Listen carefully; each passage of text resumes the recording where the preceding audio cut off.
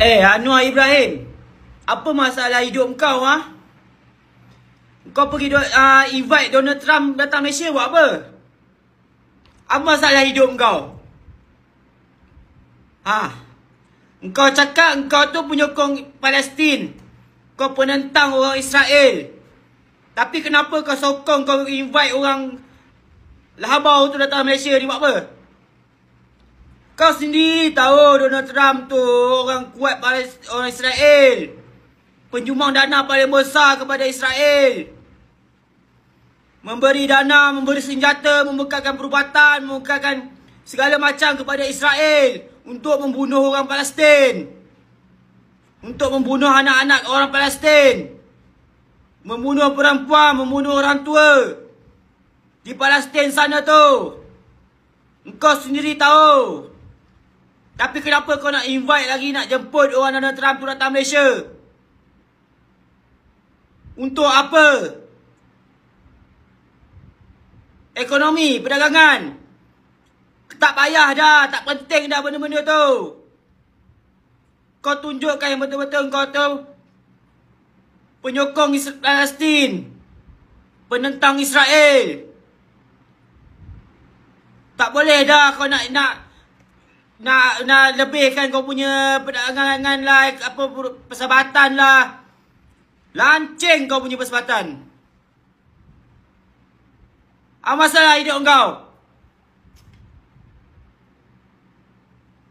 Kau ni tak betul, kau tu tak betul.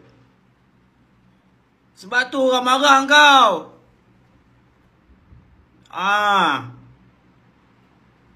Berpusing-pusing kau punya cerita. Penyokong Palestin. Tapi kau invite, kau jemput orang tu datang lagi. Kau flower lagi orang tu datang. Kau alu-alukan orang tu datang. Menjalinkan apa? Hubungan ekonomi. Balik bayar lah kau hubungan ekonomi kau. Orang Palestin yang kena bunuh, budak-budak, bayi, perempuan, orang tua, manusia-manusia yang tak bersalah kat Palestin kena bunuh tu apa cerita?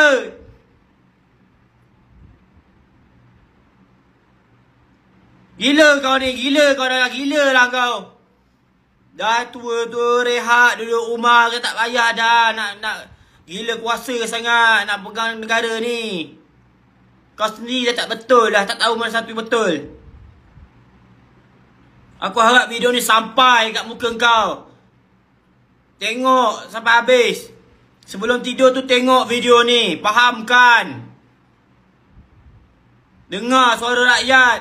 Rakyat menentang, tak nak Donald Trump datang Malaysia.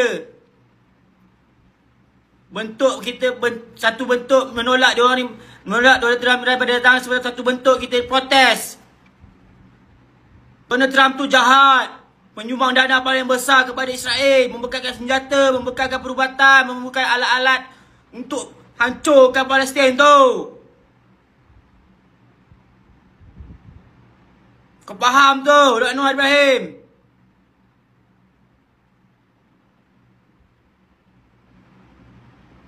Aduh, gila kau tu. Mengucap lah, mengucap.